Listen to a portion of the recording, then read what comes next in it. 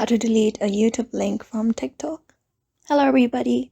In order to do so, you may follow up this step. Open up your TikTok application on your screen. And once you open it up, you should be finding this. Now from here, head over to your profile in the bottom right. And after your profile opens up, you will be finding your YouTube link right here.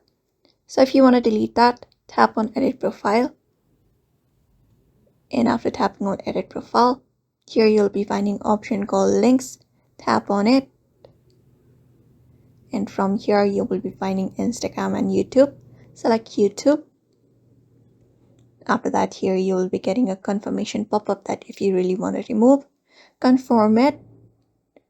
And once you do, and head back to your profile, you'll be finding that your YouTube link has been removed from your TikTok bio.